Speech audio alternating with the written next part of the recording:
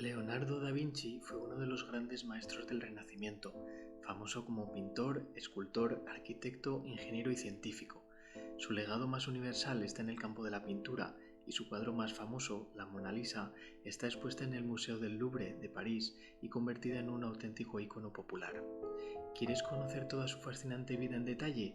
Acompáñame en este vídeo para conocerla toda.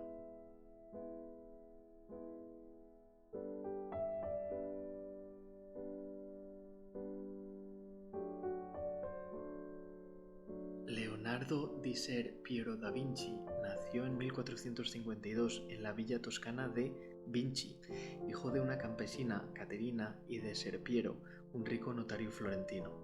A pesar de que su padre se casaría 4 veces, el pequeño Leonardo se crió como hijo único. Su enorme curiosidad se manifestó tempranamente. Ya en la infancia dibujaba animales mitológicos de su propia invención, inspirados en una profunda observación del entorno natural en el que creció. Consciente del talento de su hijo, su padre le permitió ingresar como aprendiz en el taller de Andrea del Verrocchio. Allí, Leonardo aprendió pintura, escultura y técnicas de la creación artística. El primer trabajo suyo del que se tiene certera noticia fue la construcción de la esfera de cobre proyectada por Brunelleschi para coronar la iglesia de Santa María dei Fiori.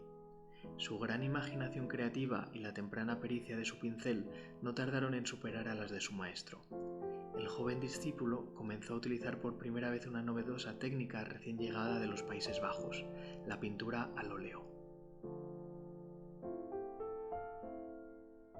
Florencia era entonces una de las ciudades más ricas de Europa, pero cuando el joven Leonardo comprobó que no conseguía de Lorenzo el Magnífico más que alabanzas a sus virtudes de buen cortesano, a sus 30 años decidió buscar un horizonte más próspero.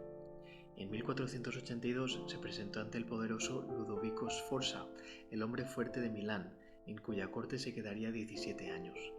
Aunque su ocupación principal era la de ingeniero militar, sus proyectos abarcaron la hidráulica, la mecánica y la arquitectura.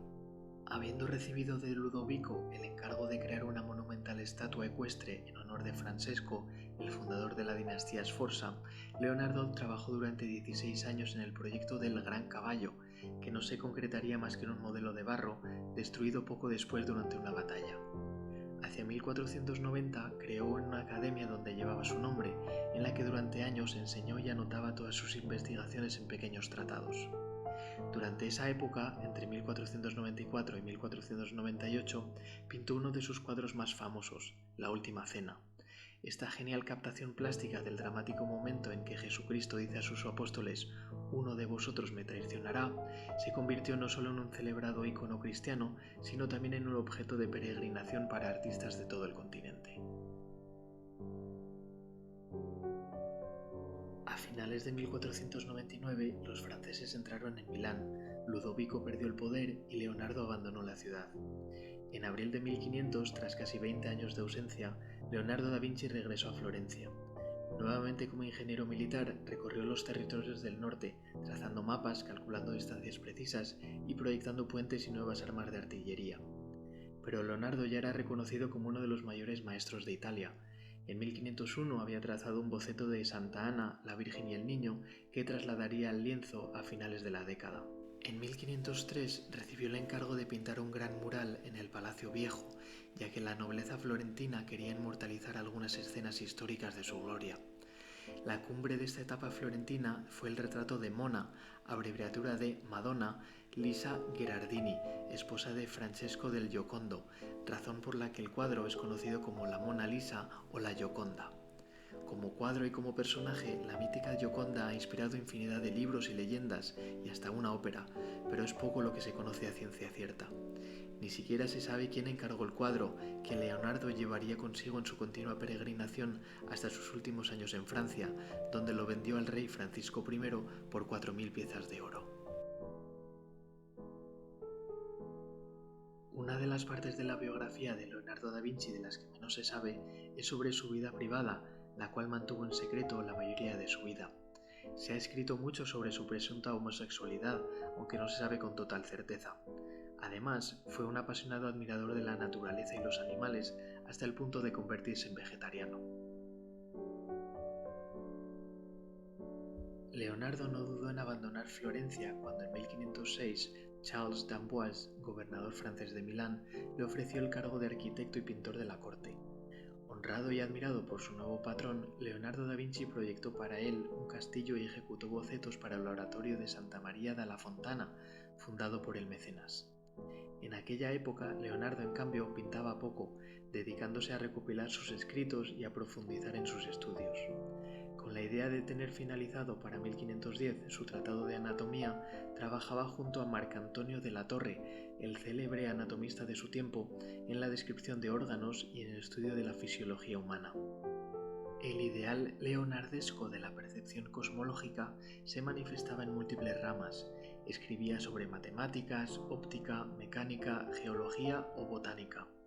En 1513, una nueva situación de inestabilidad política lo empujó a abandonar Milán y marchó a Roma, donde se albergó con Giuliano de Médicis, hermano del nuevo papa León X.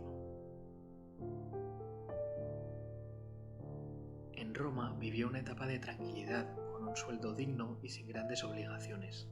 Dibujó mapas, estudió antiguos monumentos romanos, proyectó una gran residencia para los Médicis en Florencia y además reanudó su estrecha amistad con el gran arquitecto Donato Bramante hasta el fallecimiento de este en 1514.